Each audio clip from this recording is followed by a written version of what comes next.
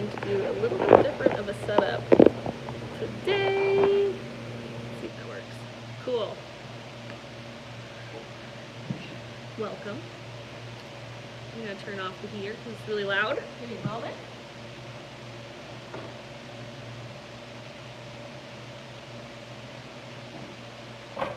So my suspicion is that it's so cold the internet won't work, because here in Duluth today it is like 20 below zero, something like that, and that's pretty cold.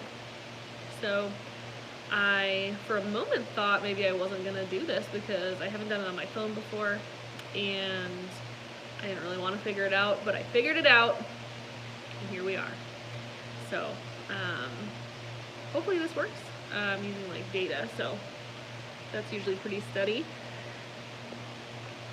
And I've got a couple things I wanted to talk about today. Today is February 7th, especially for those of you watching in the future, just to give you some time frame here, 2021. And a couple interesting things. Today is my dad's birthday. How old is he? 64?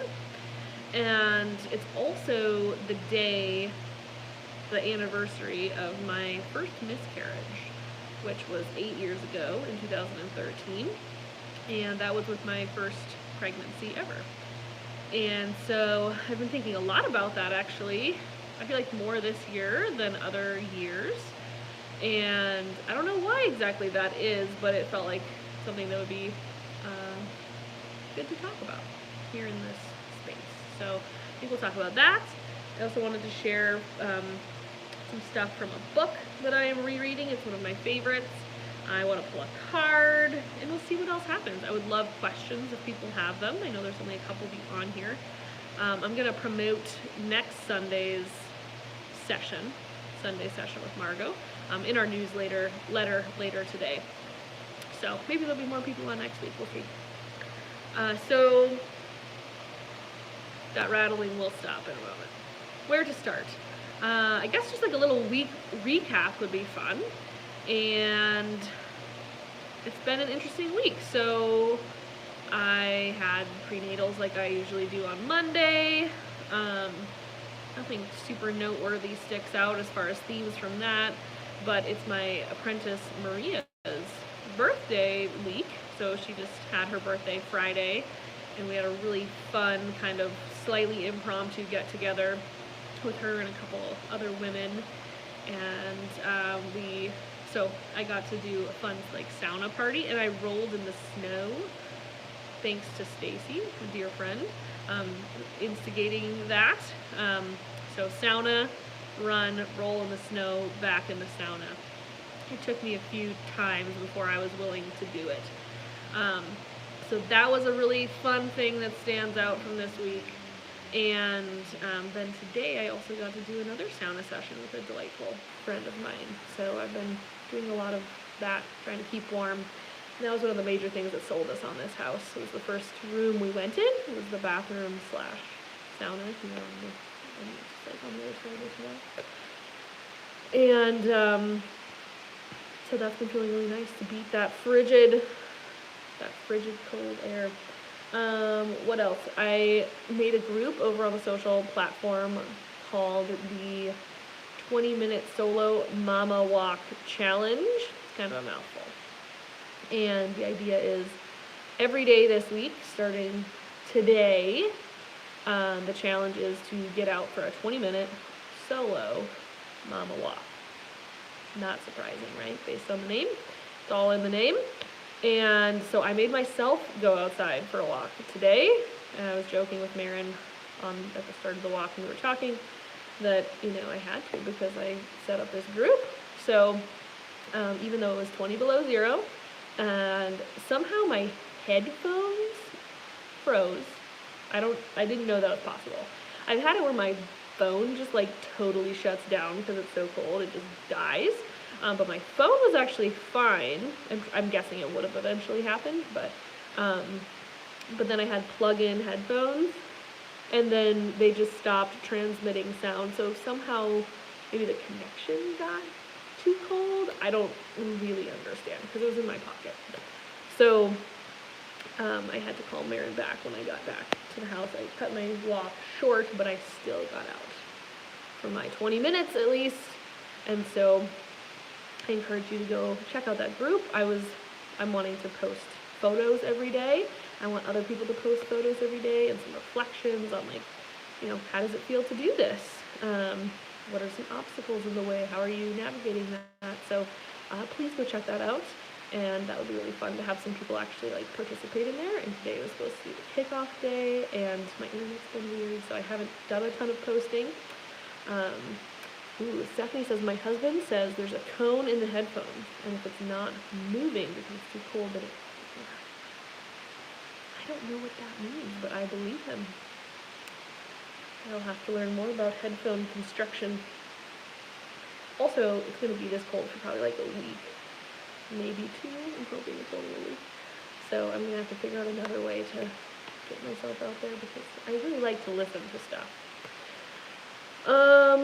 Cool. What else? We have our skills workshop coming up this weekend. It's going to be Friday, Saturday, Sunday, the 12th through the 14th, which is really fun. I also really love Valentine's Day. I like February in general. My birthday is this month. My partner Russell's birthday is this month. My dad's is today. My brother's is on the 1st. So a lot of dudes I know. And then Marin's husband, his is on the 2nd. So it's a busy month for birthdays. And yeah, so that's kind of what's going on in our house and what this last week has been like. I've also been working on with Marin a new course that is yet to be released and is yet to be titled. It's going to be inexpensive, probably a pay-what-you-can course. Sort of all about, see, this is where the titling gets hard. Sort of all of the politics, philosophy, background behind our position on midwifery and autonomous midwifery here at Indie Birth.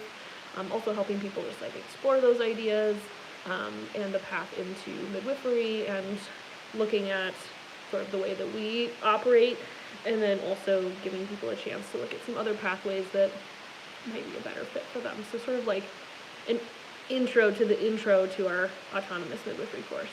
So it's like a baby step before the intro to autonomous midwifery course, because it is actually, you know, a pretty serious 2-month-long course, the intro to autonomous midwifery course. So we have kind of like a baby, like a taster. And it's really cool to see all of our stuff in one place that we've already written, and then we'll have some new stuff in there too, but just tons of really cool articles that we've written over the years and podcasts we've recorded about our philosophy and approach. And we often are reminded that this is not something a lot of people are familiar with. If they believe these things, they haven't really heard them validated from other voices. So this week I had shared a post over on Instagram, and I should really post it on the social platform. And it's just like a little meme that says, "Powerful women do not need certificates."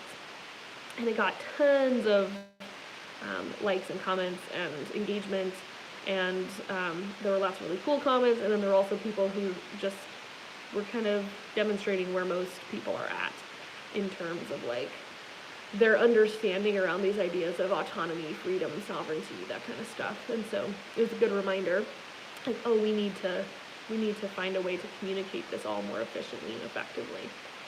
So we whipped up a little course, and we'll tell you more about that soon, I'm sure. I know.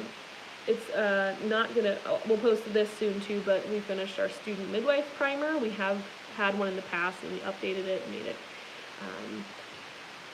yeah, we freshened it up, and that's gonna be available soon too as a freebie, so that's pretty fun. Cool, so let's get into it. I'm gonna pull a card first today, and I wonder, I really use this deck. Well, do I want to use this deck? Okay, that one's not out here, so I do want to use this one. I also had this little writing I thought I might share with you from Danielle Laporte. maybe I'll read it to you. So this is from Danielle Laporte, and she sent it out in her newsletter this week. And it's a poem called Show Me How to Love Myself. So I wanted to share that with you. So let's start with that first, and then I'll pull a card. I'll shuffle while I read it. Okay. Show me how to love myself truly and entirely. Show me how to eat, sleep, and move my body for nourishment, restoration, celebration. Show me how to embody everything that is my joy.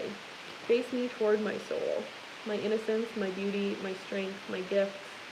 Show me what I knew before I took on the veils of human form.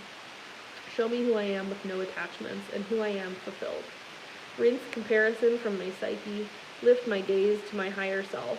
On the dark days, just remind me that I am a good person and that I was chosen to be here. Please affirm that I am valued regardless of my productivity or my past. Help me notice how my loving shows up in everyday doings. Help me see how I make a positive difference to the atmosphere of life itself. Show me how to revel in my divine qualities and to give them generously to the world. Support me to make empowered choices that are the best for my body, mind, and spirit. Help me integrate the parts of myself that I've abandoned so that I move forward fuller and wise. There is formula for forgiveness. Help me mix it and drink it, first bringing the cup to my own lips, to loosen and wash away what I've held against myself. Help me shift my relationship to deserving so that I tend to my needs with incredible sweetness. Guide me to knowing my magnificence, that I will transform self-doubt into courage, denial into resolve, brittleness into fluidity, criticism into adoration, proving into honoring, striving into trusting, constriction into allowing, and harshness into an embrace that is greater than time. May all be so blessed. I just love that. I hope you also love that. I printed it out. She had a free printout. I printed it out. I might frame it and put it up here in my, office. It felt appropriate. Alright, I'm going to draw a card.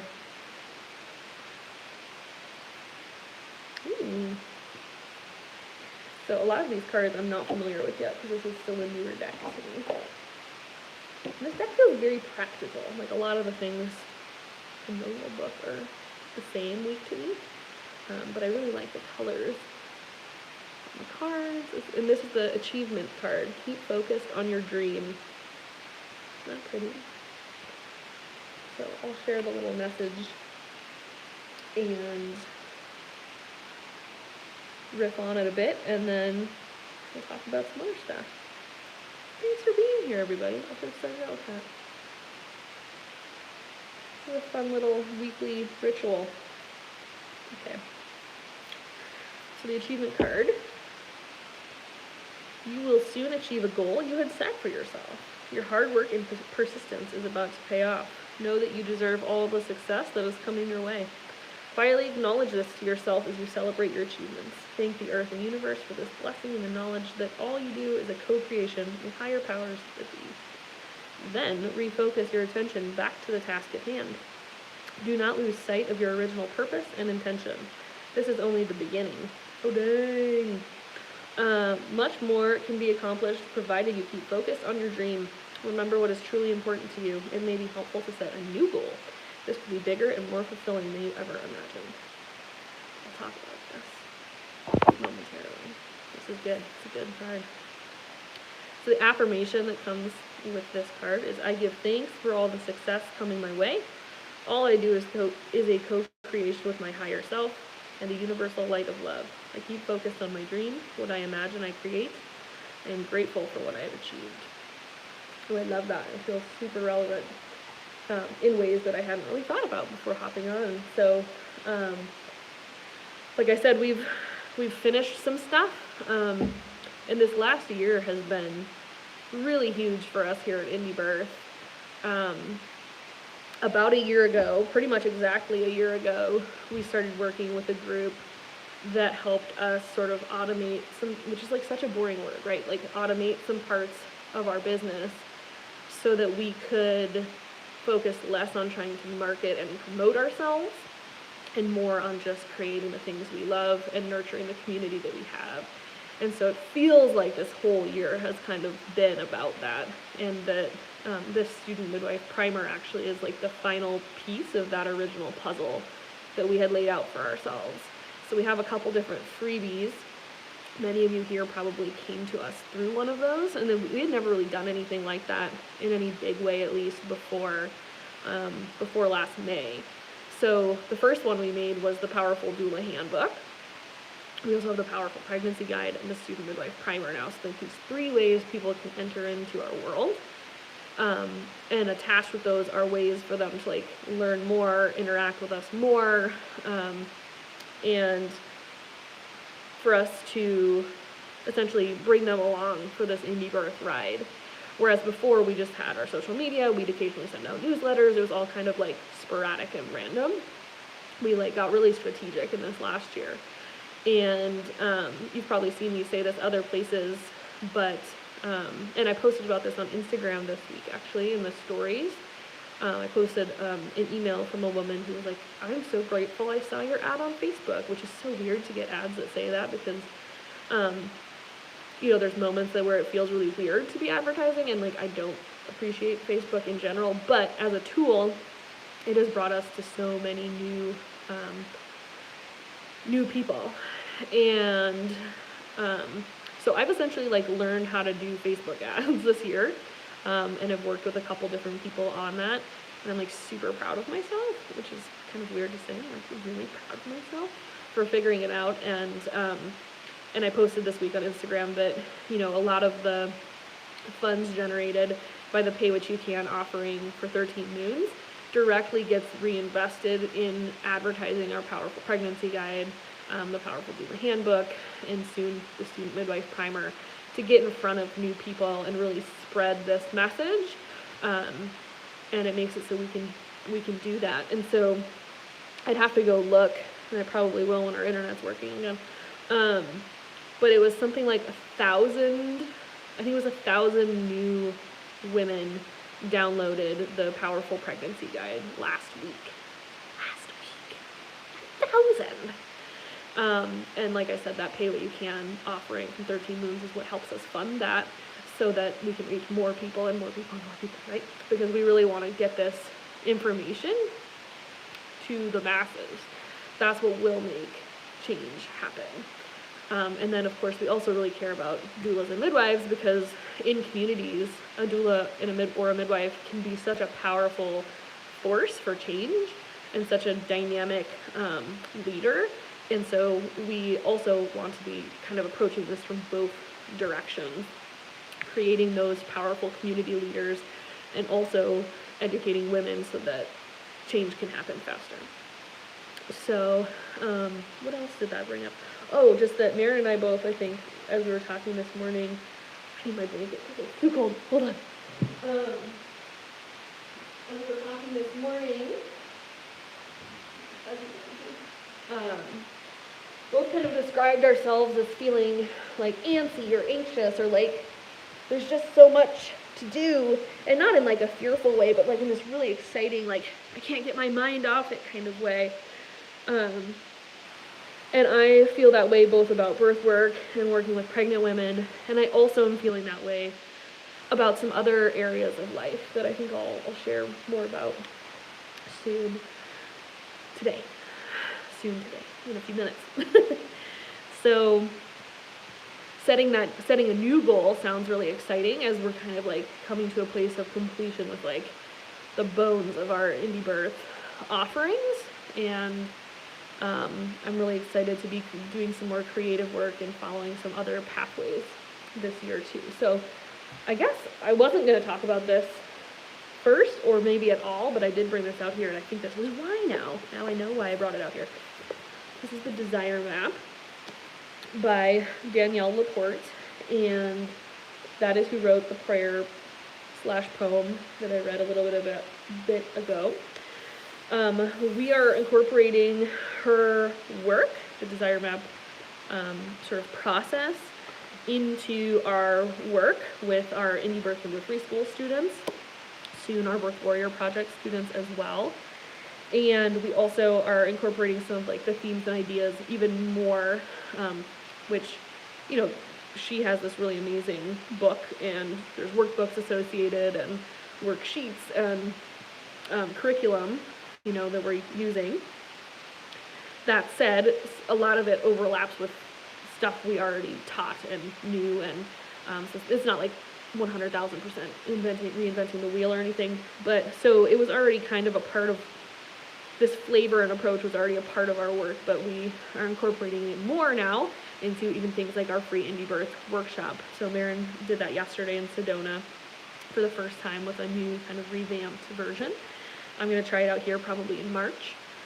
So if you're near Minnesota and want a road trip to come hang out here in this space and come to that, you're welcome to come.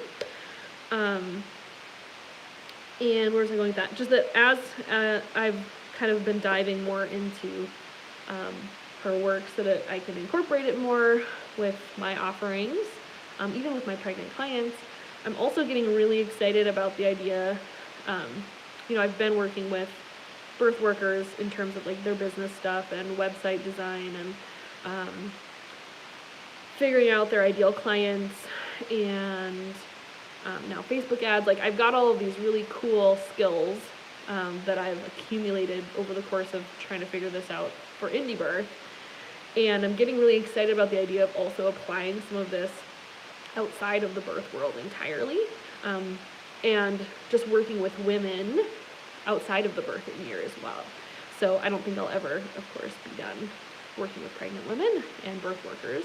This is definitely where my heart is, but I'm getting really excited about the idea of hosting just a straight up desire map workshop here where I live, and working with cool women, figuring out, you know, how can they live their best life, right? And offer what they are wanting and needing to offer to our community here in Duluth. And then I'm also interested in doing this outside of Duluth too, and virtually and all the things. But essentially, the question I've been sitting with is how do we get more kick-ass women doing the work that they are meant to do to bring about global revolution, right? And that's always been my MO, like since I was like a little person. We were joking in the sauna the other day about how I was the first person in my family to not get confirmed. Everyone in my family was confirmed as a Lutheran. See, I don't even know like the words because I refused to go. I stopped going to church. I said I didn't want to go to church anymore, which if you go to church, fantastic. I would actually like to find one that felt good to go to, and we've explored the Unitarian church here locally, and maybe we'll go back in a post-COVID world because they were doing cool stuff. But I didn't like the church we were going to, and I said I didn't want to go anymore when I was like 8 or 9. And my parents at that point were kind of like, we don't really care either way, so I guess we aren't going to go anymore. Or they weren't going to make me. I think my mom kept going for a little while. I can't remember exactly how that shook out. But, so we were joking in the sauna, like the Lady Gaga song, like, I was born this way. Like, I was the kid who refused to follow the dress code in high school and got in trouble for it. Like, I just don't like being told what to do, and I feel like everything is topsy-turvy, and I came into this world wanting to make it better and to question, like, why are we doing these things that don't feel good? And why, you know, why would I remember in high school trying to figure out, like, what would I have to make per hour? Because I was still thinking in that way of, like, hourly wages. How much money would I have to work or make per hour to only work 4 hours a day, 4 days a week? Like, I knew I didn't want a full-time job. I knew I didn't want to work for other people, probably.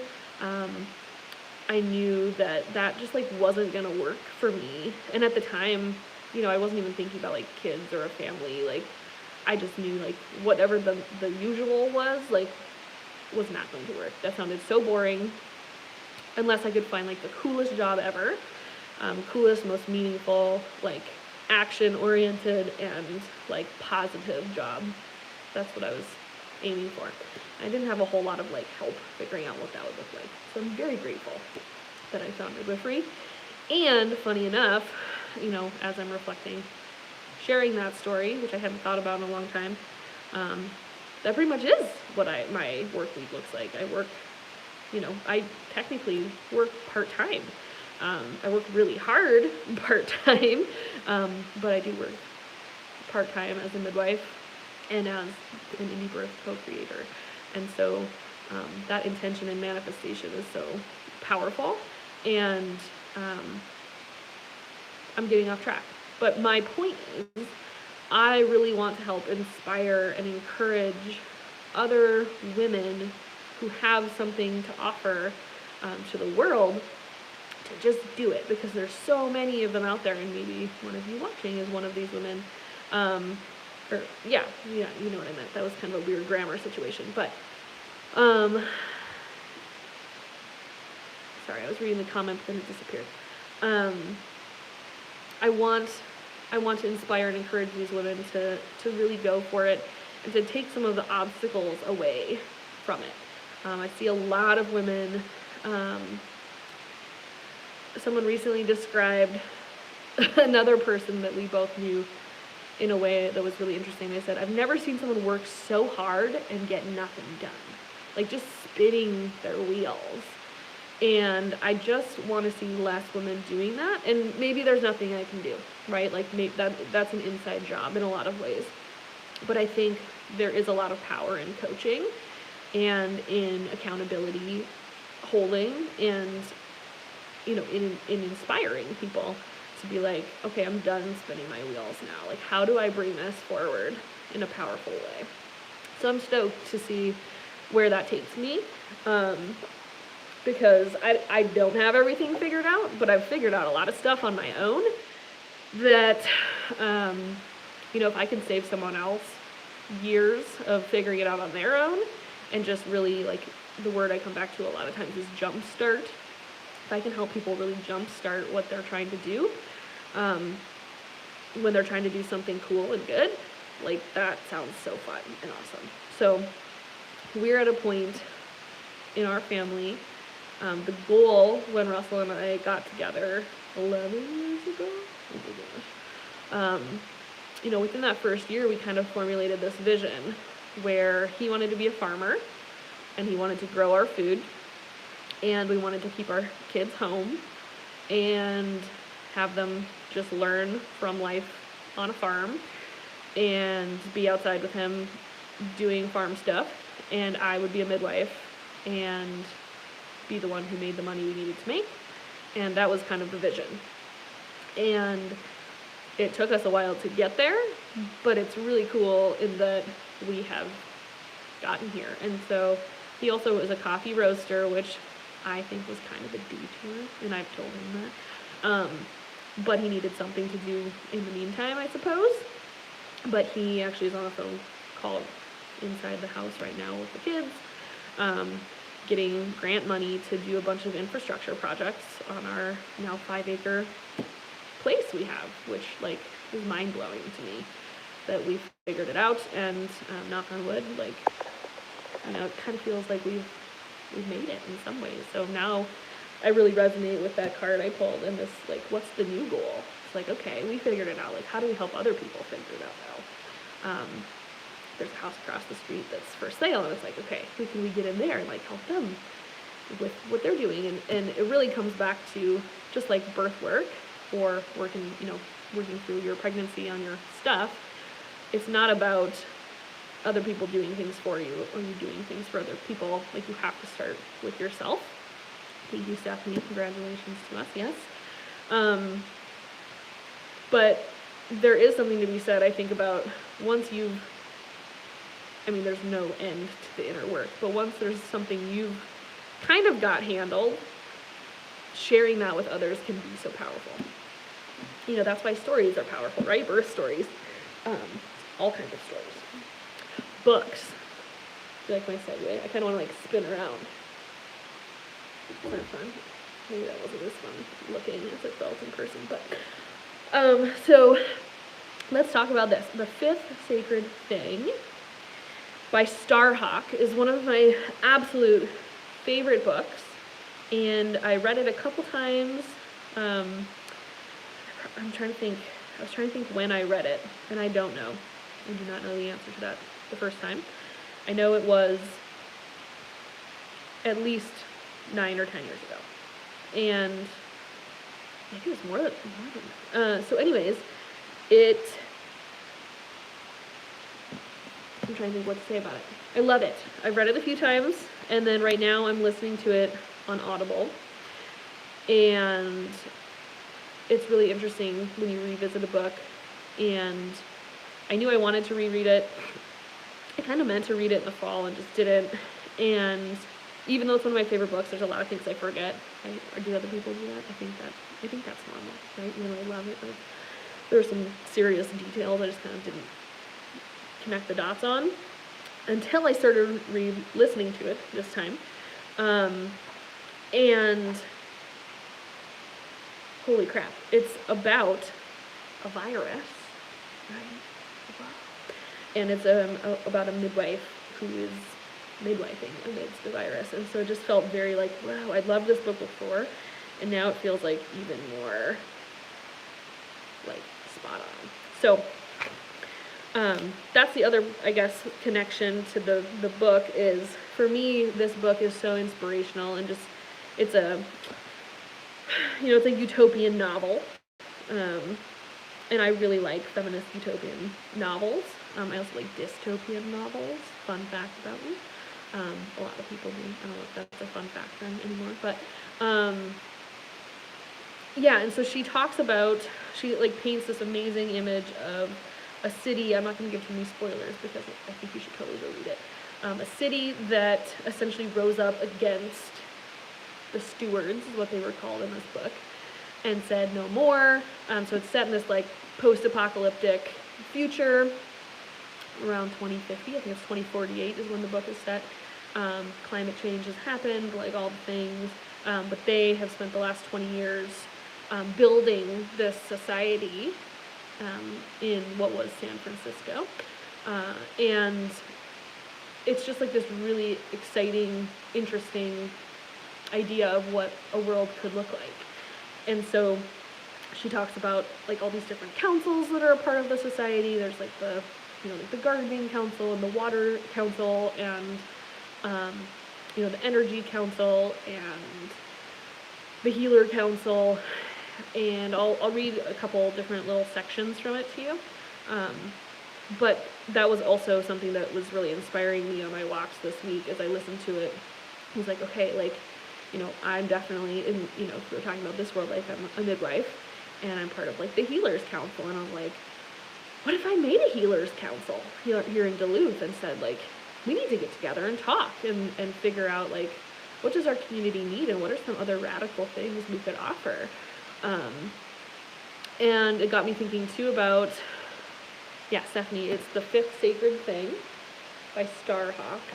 There's also a prequel and a sequel that are also good, but this is the best. So I would start with this. And I can't remember the titles of those, to be honest with you. I have read them. She also has some nonfiction as well. But so on these walks, I was just thinking like, oh, what else could I offer to people who are, maybe trying to start an acupuncture business, or someone who's trying to, here locally, a big issue right now is the Line 3 water protector camps, and it's like, how could I apply some of these cool skill sets that I've developed to help them, and it doesn't have to just be birth workers and midwives that I'm able to support and inspire. My daughter goes to Montessori school 2 days a week, and they emailed out saying they're trying to get, better enrollment, and I was like, well, I can help you with a Facebook ad. So just stuff like that is feeling really exciting and inspiring to me. Like, how can we get the good guys these tools? And this brings up like the money conversation too, which maybe I'll save for next week, but I've really been wanting to make some resources around that. And like a lot of like the people who have exciting visions for the world and have something really powerful and healing to offer their communities also have these like really giant money hangups, myself included, that I've been working hard on for a while. And I finally feel like I'm in a good place with that and can say, like, you know, making money doesn't make someone not spiritual, or like making money doesn't make someone a bad person. And that's sort of like what I had kind of taken on as a young person, and as someone who had a lot of these ideals and was really idealistic. I thought, like, oh, you know, so many of our problems are because of rich people, that, you know, I didn't ever want to be one of those people, instead of thinking, what would the world be like if the really smart, cool people had a lot of money and resources? How would that look different? And so now I see it very differently.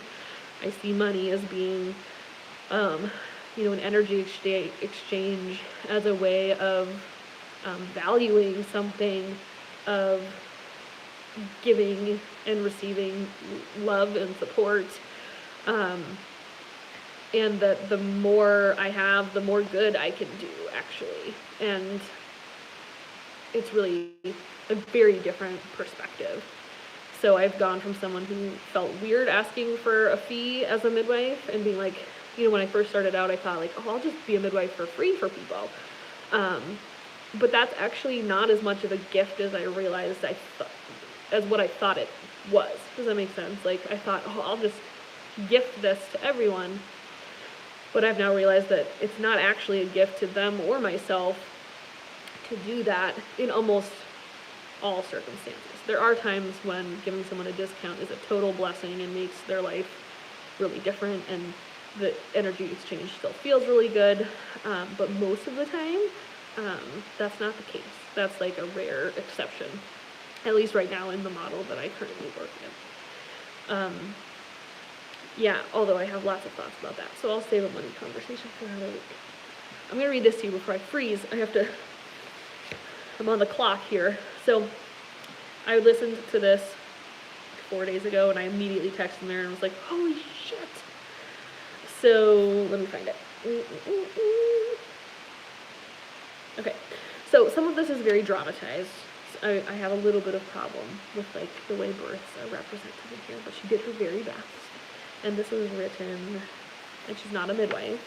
She's a friend of midwives, though. This was it was published in 1993. So it's been a while. But in my brain, that still doesn't sound like that long ago, which means I'm getting old. So I'm going to just review this quick little section. So Madrone is one of the main characters in this book, and she's a midwife. So get some fluid in her, Madrone called. Aviva, check her dilation. Holy Mother, she's burning up. I swear the ice pack is smoking. We've got to bring this fever down. She's only about 3 centimeters, Aviva said. Above her white mask, her brown eyes looked worried. Her usual cloud of dark hair was tightly confined under a cap. Madrone had left her own face free. She believed a woman in labor needed to see a human face, and she had other ways to protect herself. Okay, I listened to this, and I immediately was just like, what? Like, it felt like Starhawk was talking directly to me. A midwife who chooses not to wear a mask that labors during a pandemic. So crazy. And I had read this, like I said, a long time ago, but totally didn't even, like, put those things together until reading it again. So I'm just going to let you sit with that for a moment. And I maybe will say some more about the mask stuff, but I talked a lot about it last week. Yes, right? Honestly, stop. So crazy. Stephanie says, oh my God. Right? So nuts. And then I have to find it. I had taken a picture on my phone, but I'm using the phone for the live, so I can't read it from my phone. So I have to quickly just flip to the other section I wanted to share with you that gave me goosebumps, and I had to listen to it again. Oh, it was so good. Give me just a sec. Okay. So this is another character named Maya talking at a ceremony. This is still in the first chapter, so I've only listened to the first few chapters again. And it's about how the rebellion began. So let's see. I don't want to read you this whole gigantic long thing. Well, I guess I can. So, I'll just read it to you. They tore up the pavement blow by blow. So the story is that these 4 older women came together and were like, this is enough, this is crazy. The stewards were like, rationing water and keeping water from the people, and climate change had happened. They were like hoarding food. And so these old women who had nothing to lose came together and started tearing up the roads. So she says, they tore up the pavement blow by blow and filled the holes with compost from a sack Greta carried and planted them with seeds.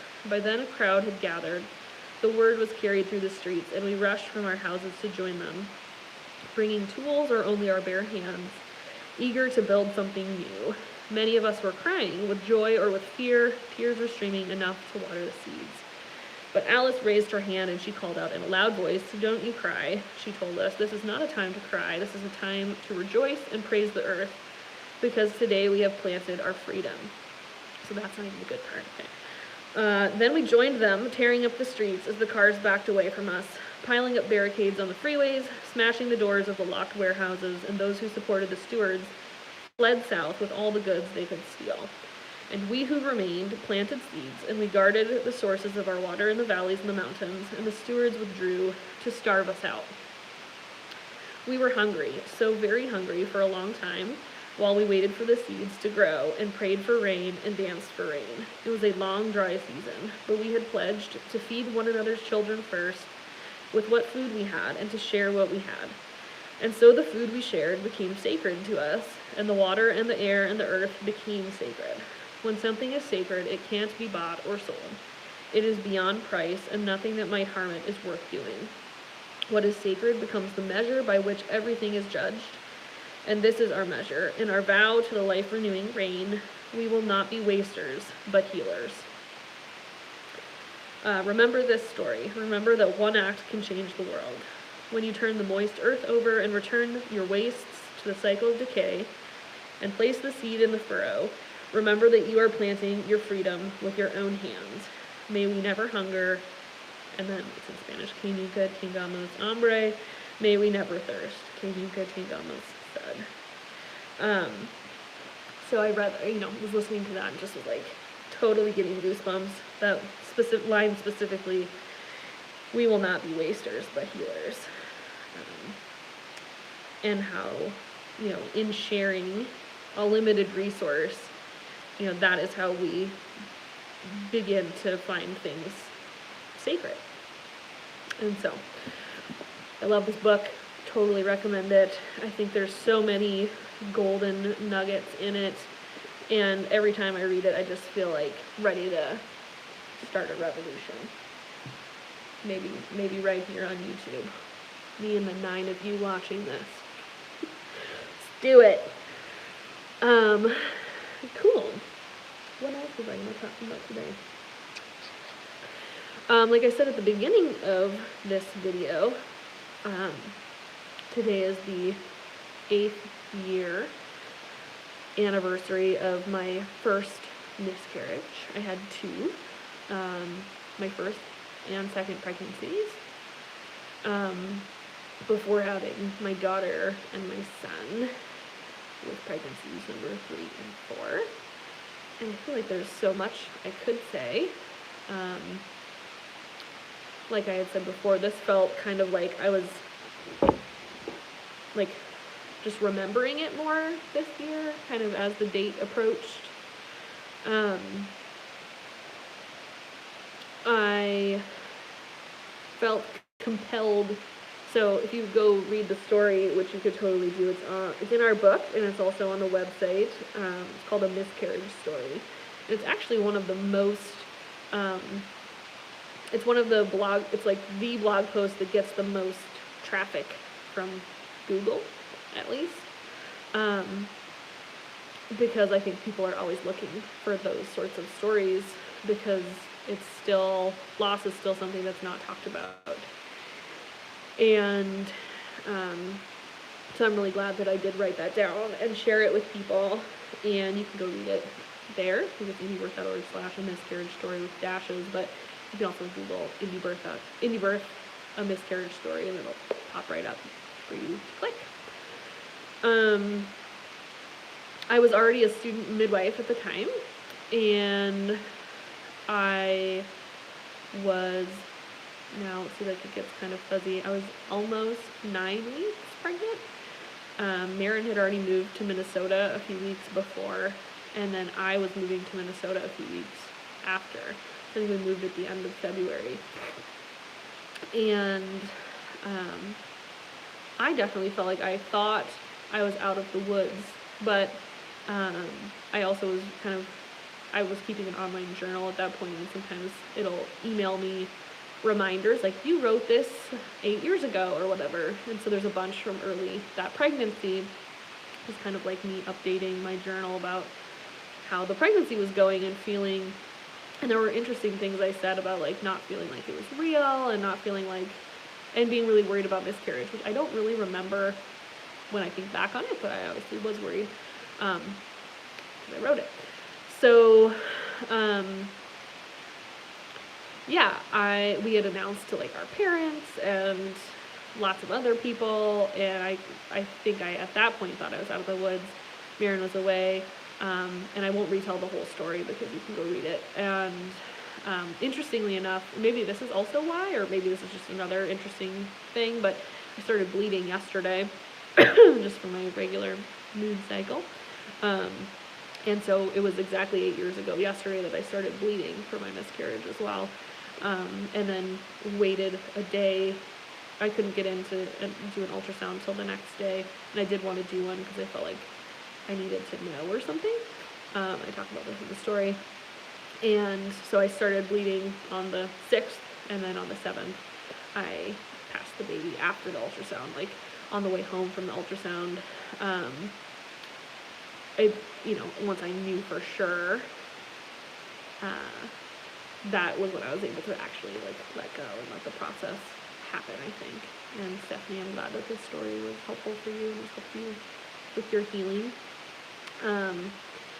So yeah, in the story I also talk about some of like the after part, and I think it was the day after, so the 8th, that we went to Wisdom of the Earth, which is an essential oil company in Sedona, and feels so strange to listen to Cher now live. Thank you so much. Yeah, you're welcome. So we went to Wisdom of the Earth, and this woman who had actually taught me about essential oils gave me a big hug and was just like, you know what you need is a bottle of violet essential oil. And that was what we had named this baby who did not stay. And that's where we had buried her, was under some flowering violets. And so it was really weird for her to suggest that that be the oil that I must need, because she didn't know that. And then I told her that, and she was like, wow, that's really, really crazy. And so this year, so I've saved that little bottle, and it still smells very potent, and occasionally have sniffed it over the many years. But this year, I decided to get another bottle of it. Now I'm going to totally cry too, Stephanie. Yeah, so I got that a few weeks ago, and I've been putting it on every day, and I still have a bunch of other sort of like trinkets and paraphernalia from that loss, and so I think it's just been a really cool reminder of like, even though I feel totally healed in all the really important ways and have gone on to have more kids, like even just that scent can bring me right back to those feelings, and not even in like a, oh, I'm still sad kind of way, but it's been really interesting to like smelling it as I put it on and throughout the day can bring me back to like the person that I was at that time. And it's like, wow, I was so young, and hadn't had any kids yet, and just like was so devastated. And so it's really renewed my interest too in like, what are some other ways that I can be supporting people here locally? And a few of my really dear, close friends and past clients have also had losses this year. I also was at the first birth where a baby died a full-term baby died. And so that's been a big theme for me this year, which now that I'm thinking about it is probably why this what felt more intense to me too this year.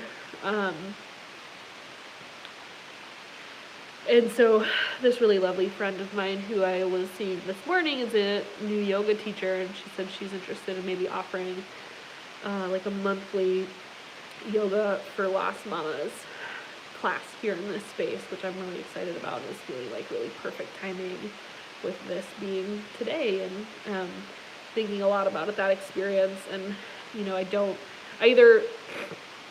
I waffle day to day on what I think. Like part of me thinks that was a different baby. Part of me thinks that was my daughter who just wasn't ready to come yet. And there were some physical reasons too that explained my first two losses. Maybe, whoever knows. I took progesterone with my daughter and my son, and they both went to full term. So, and my progesterone was really, really low when I tested it after my second miscarriage. I've written about this a few places, but where is it going with this? Other than to say, oh yeah, I guess part of me feels like the timing just wasn't right. We were moving to Minnesota, like literally weeks later, that ended up not working. And I didn't know that at the time. I thought we were moving here for good, and we actually moved back less than 6 months later, back to Arizona. So it was like kind of a volatile time, and I wasn't done with my apprenticeship, and I can see the wisdom in it now, looking back. But reliving some of those feelings and remembering them has really helped me with my perspective, just again, figuring out, like, I don't know, because this is something that's totally ignored. I have another client I have a client right now who, with her last pregnancy, she went to a prenatal appointment with another midwife. The midwife couldn't hear her heartbeat. I think she went to get an ultrasound. I can't remember exactly the details, but her baby was not alive. And she passed the baby in a first trimester miscarriage, and that midwife just said, like, call me next time you're pregnant, essentially, and didn't give any follow-up care, didn't reach out to see how she was doing, and it just, to me, that just feels like it's not okay. And I don't know if that midwife has experienced loss, and maybe, or not, and if she hasn't, maybe she doesn't realize how devastating it can be. And not that everyone feels that way either, but even in the moment when I had my first miscarriage, particularly, maybe a little less so the second time. The first time I was really, really sad. And then the second one, which actually was on July 12th, that one gets a little fuzzy. That was July 12th. And then I was due with my daughter the following July 12th, 1 year later. So I was in labor. I went into labor the same day, 1 year later, from my second miscarriage. Interestingly enough. And where's I going with that? The second miscarriage, I definitely was more angry than sad. I was just like absolutely fucking pissed. And I don't know where I was going with that, other than to say, the first time I was like, wow, like this is really going to help me as a midwife relate to women who've had loss, and because I had no idea. So I had other, we had clients with miscarriage experiences. Maren had one while I was a student, and I had no idea how emotional it could be. And so I was grateful, and am still grateful for that experience, so that I can not be that midwife who just says something callous, like, and not that that means I'll never say something wrong, and not that everybody is the same kind of emotional about it, but it gave me at least a glimpse into what it would be like for me to go through that, and give me a little bit more empathy and compassion that I can pass on to other women. So totally didn't think I was going to cry about that live on YouTube, but I sure did, huh? What else was I going to share from that? I guess just that, what was I going to say? there's a couple things I wanted to say. One is, let's see, honestly said I had similar thoughts with my first. I'm grateful and can use this to help serve. Totally.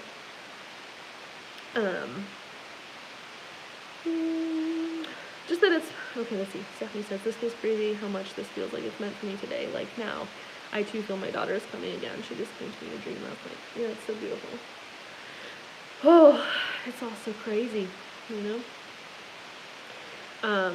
I had a dream, I think it was when I was pregnant with my daughter. I'd have to go back and see when, but it was definitely before my daughter was born.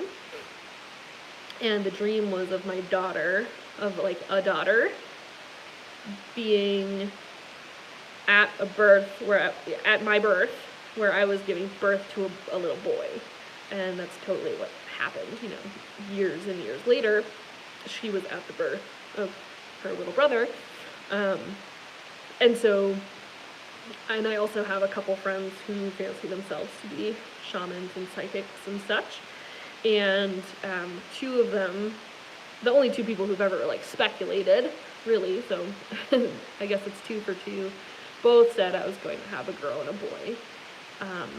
That's what they saw in terms of like spirit babies around me. So, you know, if I could go back and do it again, I wish I could have told myself at the time, and I was so young, right? I mean, I was, 8 years ago, I was about to turn 23?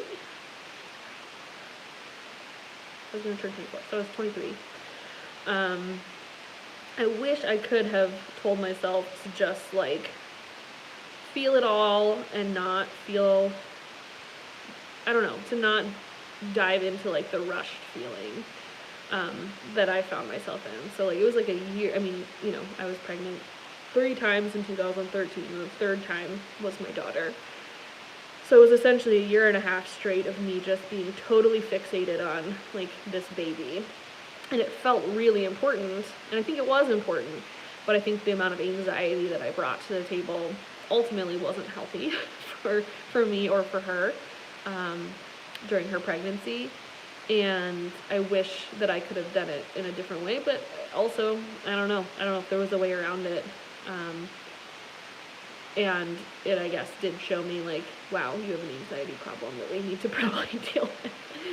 That's for another day, though. I'm an anxious person still, but I think some amount of that got taken away through that experience of having to surrender in some pretty major ways to the mystery. So I'm also grateful for it for that reason. I guess what I was going to say, too, is just that for our family, it's a thing that we do talk about. So I guess I hadn't thought about this, too.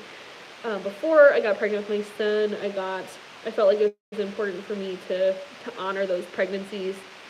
And so I need a 4th line, I need a 4th band. And it'll be green. So I've got the red, orange, yellow, and green. And, I talked to the guy who did my tattoo about it, and he thought it was really cool, and, obviously, like most people, knew someone who had gone through something similar, and my daughter often likes to ask me, like, which one am I? And I'm sure that conversation will evolve as she gets older, but I feel like it's really important in our family to be, talking about that, and to, remembering those babies, and also just remembering, like, what I went through as, a woman trying to bring these little people here to Earth, and, like, not hide that away from her. Super interesting. It's all super interesting. She brought it up recently when we watched Soul. She was like, Babyland, like, I don't know if you've watched Soul. There's, like, the place the babies are before they come to Earth, and she was like, I don't know, she was talking about these babies who didn't come, and she was like, maybe, and she's heard me speculate, like, maybe that was you trying to come that first time and you just weren't ready, which totally fits her personality. Like, she is not ready for something until she's really ready, and then she does it very quickly, which is also similar to her birth. She was not ready to come out for 3 days till she was ready, and then she finally was willing to come. So that is definitely a reigning theory at our house. Yeah. So I, like I mentioned, still have other things around too from both those first 2 pregnancies, and when I had her, we did some photos, some postpartum photos. I don't think I have it in here, I think it's in the house, but where I also included some of those things with her photo shoot. So I have a candle and a special crystal from both my first and second pregnancies, and they've come with us on all of our moves, and they kind of get moved around in the house, but I always do know where they are, and everyone knows that those are the special, candles for those 2 pregnancies and those 2 babies. So I feel like that's something that can be a useful idea, I guess I wanted to throw out there, if you know somebody who's experienced the loss, or if you have. Just giving yourself something tangible and physical as sort of something to represent and remind you in a way that feels good and positive about your experience. And sometimes that's great to have gifted as well. So I also still have like a little bracelet that Marin had given me, and a card she wrote me, and other sort of paraphernalia from the experience around. And then funny enough, on my desk, I actually meant to not have it out here, but this was a candle that I lit. It looks really gross in person. I won't show you how gross it looks, but it's super dirty. It was a rainbow candle that I lit often throughout Celosia's pregnancy, and like I don't ever want to like burn it all away, so it's just gonna be like this. Megan, I saw you commented, but it disappeared. I hate this phone thing where like on the computer I can still see it, but it looked like you said something about having a necklace for one of your babies, which is a great idea. What else? So yeah, I guess if people out there, whether you're watching now or in the future, like need support, there are those couple resources. There's a miscarriage story, and then I also have another one from my second loss that's called Reframing Miscarriage as a Birth Process.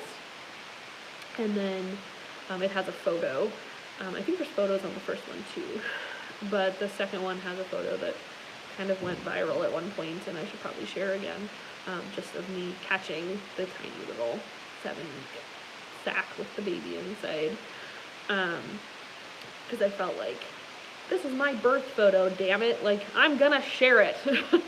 And that was like not really a thing at that point. Now it's a little bit more common. I've seen some people share lost photos on Instagram. I saw one recently on Badass Mother Birther, but that was not something I'd ever seen anybody else do. But I felt really compelled to share that as a way to validate my own experience, and to also provide some education for others going through an experience like mine. I really, even though I was a midwifery student, didn't know what to expect the first time in terms of like, how big is this going to be? And that was part of the reason I did want to get an ultrasound, which was helpful as a frame of reference of like, okay, it's about this big, and okay.